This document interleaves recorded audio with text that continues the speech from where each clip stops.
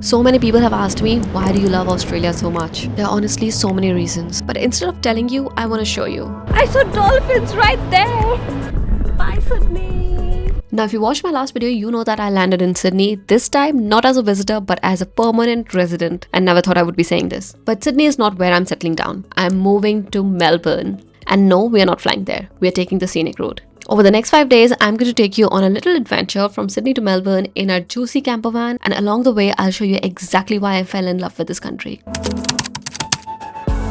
Australia is built for road trips, and for an epic road trip, you need an epic companion, which is why we're here at Juicy's pickup spot in Sydney, picking up the Crib Plus camper van, our little home on wheels for the next 5 days. Let me give you a quick little tour of our little Crib Plus. This thing sleeps 4. This opens up to be a full bed. This opens up to be a tent. And okay, look at the back. There's a full-on sink, tray, all kitchen utensils. This is a fridge, a functional fridge, and that's the gas burner. And they also gave me 3 full cans of gas to use for the burner. And this is our full-on camper van. And before we hit the road, a quick shout out to Juicy for giving us this Crib Plus camper van to test out on this journey. And honestly, it's the perfect setup for 2 people. It's everything you need for a road trip like this. Juicy has a whole range of different vehicles depending on how you like to travel, from budget-friendly campers like Crib to fully self-contained options like the Condo or the Star RV for longer trips. And if you're more of a car person, they also offer a range of simple rental cars. One of my favorite things, they have flexible pickup and drop-off locations all across Australia and New Zealand, which means you don't need to do a round trip, just pick a route and go. Plus, the insurance options are super easy to customize depending on how much coverage you want, which makes planning spontaneous road trips like this one super easy. If you're booking a Juicy camper van like me, then don't forget to use this promo code LetsGo25 to get 10% off your booking, and this code is valid for Australia as well as New Zealand. And pretty please use my link in the description box to make your bookings, because full transparency, I get a small commission on your bookings, which helps me keep this channel running and provide free access to all the information you see here. Huge thanks to Juicy for letting us take the Crib Plus on this adventure. But first, road trip essentials. A quick coffee run to 7-Eleven because that $1 coffee hits different when you're sleep deprived and excited, and a Woolies stop for snacks and supplies. So this is like a very mandatory stop. This is altitude 1148. And trust me, I have seen this view so many times, but every time I come here, I feel like this is so beautiful. Like, it never gets old and it never gets boring. When I first moved to Australia, I started going on short road trips. Those turned into hikes and then into full day treks. Somewhere along the way, I discovered how much I loved the outdoors. The waves look so crazy. This place is Kiama. This used to be one of our most favorite places for like a weekend trip or something, a day trip from Sydney. And then I moved to Canada. Nature was still there, much more beautiful and vast, but the window to enjoy it was short. Winters were long, and even in summer you had to plan everything. If you wanted to go hiking on a weekend or during a public holiday, you had to book weeks in advance. Spontaneous trips, pretty much impossible. Eventually, we just stopped doing it. Everything got booked out and the joy of nature started to feel like another task to plan. But now that we are back in Australia, I want to soak up every bit of this freedom. Everybody look to the left, everybody look to the right. So we are in like a really random park on Lake Illawarra, and there's so much bird life here. I don't know what that is. Looks like a little penguin, but it is not a penguin. And then there are storks, there seagulls, and so many different kinds of birds all around here with this stunning sunset. I did not realize how much I missed this until I got back on the road. Good morning from day 2, you all.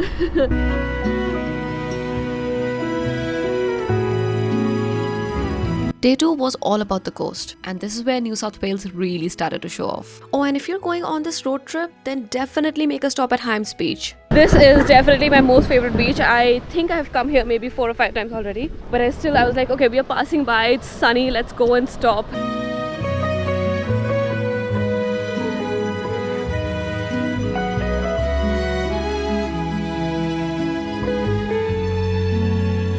Got off at Bateman's Bay. This town is so beautiful, and we're heading to get some Subway for lunch, and maybe we'll just sit around this water and have that. We found this quiet pier with benches overlooking the water and sat there with our sandwiches. And honestly, the sun, the view, the sound of the water made that simple meal feel better than any fine dining restaurant.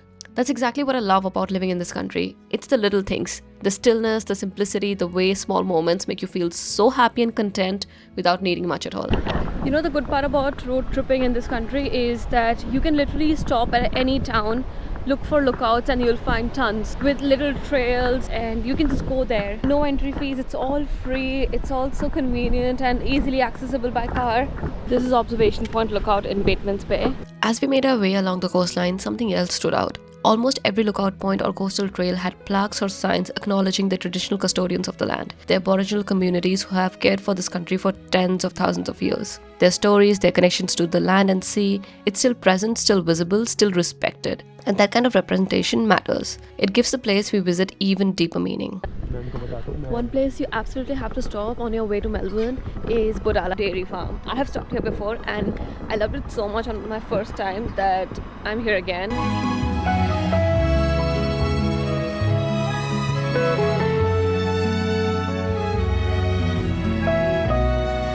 Bodala Dairy does really amazing cheeses and I did a little cheese tasting. The cheese here is so good, it just melts in your mouth. But wait, there's more. This could not miss golden melt. Got this cheese, Queensland lemon myrtle, and the thick shake. Must try.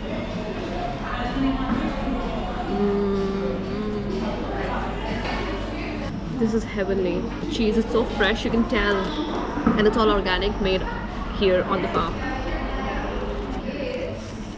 What do you call good food?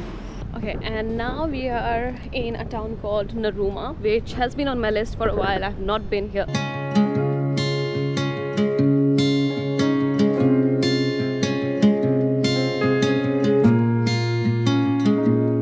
And I made it to the Australia rock. The only significance is that the shape of this rock, this hole, it looks like the map of Australia, and it looks pretty cool.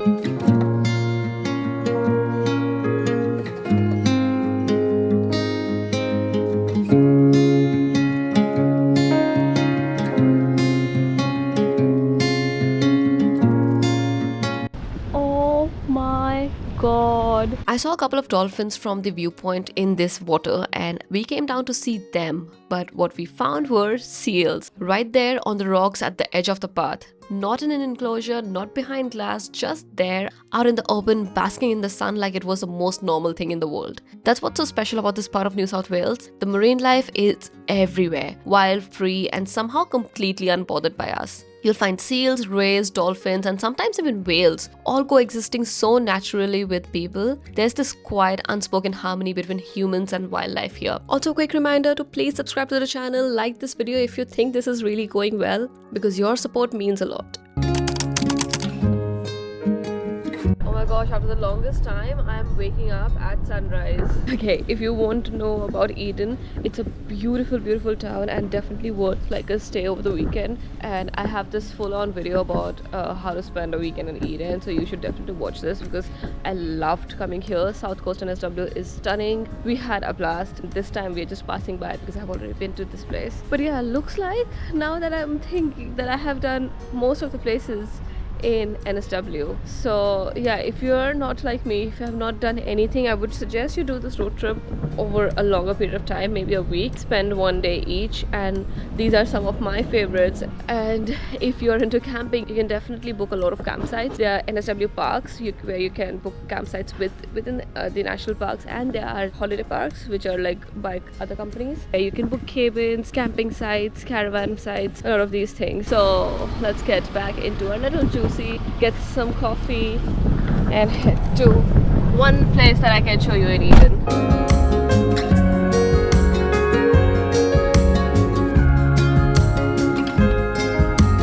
So he found another lookout, so we just decided that we'll go. If you want to find lookouts, zoom out on Google Maps or like search lookout and you'll find tons of them. And this is what you call a good start to the day. Today we were leaving NSW behind.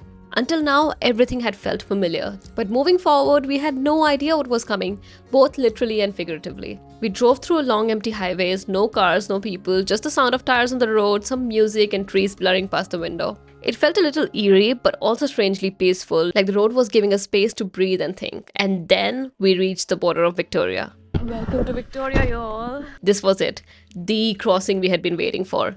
It marked a new beginning, a new chapter in our lives, and the truth is, we still don't know exactly what's going to happen next. We don't have a big plan, but we do have hope that things will unfold the way they're meant to. Life usually brings you to these little quiet intersections where you have to choose the harder path, not because it's glamorous, but because deep down you know this is the right one. And eventually everything falls back into place. By afternoon, we reached Lake's entrance, a quiet town wrapped around still water. We found a room last minute and decided to stay for the night because we had no plans for the days, and this place looked like one where I wanted to stay a little longer. And that's the thing about road trips in Australia, you don't really know where you end up, but the journey always takes you to the right place. If you ask most people what comes to mind when they think of Australia, you'll probably hear beaches, surf, kangaroos. While all of that exists beautifully, it's only one small part of the picture. Day 4 of our Sydney to Melbourne road trip, and right now I'm at Wilson's Promontory National Park. We drove about 2 hours 45 minutes. Entry to the park, if you're using for the day, is free. Otherwise, you have to book campgrounds at Tidal River. It is very, very famous. Usually it's booked out for the whole year, so plan your trip if you want to camp at Tidal River campground. So right now I am going to see the big drift. No one told me it's 2 kilometers and you have to walk up this bloody hill. At moments like these, I definitely question my life choices a lot, but this is also where Australia surprises me. We hiked up the big drift and suddenly it felt like we were in a desert.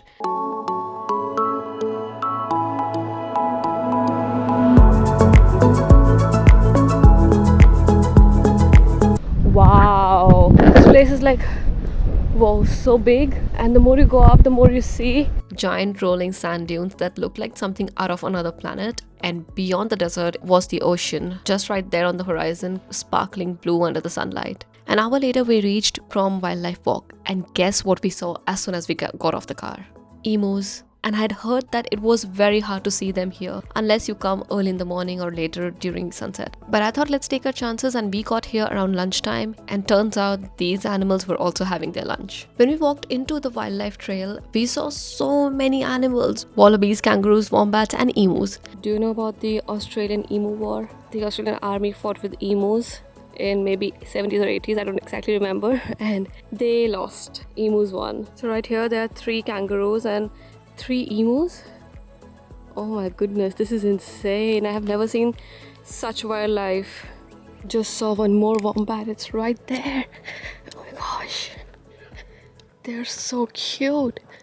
And what struck me most was how natural this all felt. No fences, no zookeepers, just these beautiful creatures living freely in their habitat and letting us walk quietly beside them. I know a lot of people are terrified of Australian wildlife. I get it, the snakes, the spiders, the crocodile headlines. It makes for great clickbait, but the truth, it's nowhere near as crazy as people think. Most animals here want nothing to do with you. You just have to use a bit of common sense. Keep your distance, don't feed or chase them, stay on the trails, respect that you're a guest in their home. And when you do that, you get moments like these. A reminder that coexistence is possible. I honestly find these animals adorable, especially wombats. They're my favorites. There's this diversity and contrast in Australia that you can miss out on easily if you just stick to the cities and the postcard places. On day 5, we finally reached Melbourne. The road trip was over. 5 days, over 1,000 kilometers, and so many reminders of why I fell in love with this country and why I wanted to come back. Not just for its beauty, but for the way it makes you feel. If you're watching this and wondering what Australia is really like, I hope this gives you a different perspective, beyond the cities and beyond what media shows you. This country has so much more to offer if you're open to it. So take the road trip, chase the sunset, watch the kangaroos hop by your van while you make coffee, and maybe like me, you'll fall in love with it too. And if you like this video, don't forget to hit the subscribe button, because you know my goal is to reach 100k this year, and you guys are only the ones who can help me get there. And share it with someone who needs to know why Australia is such a great place to live.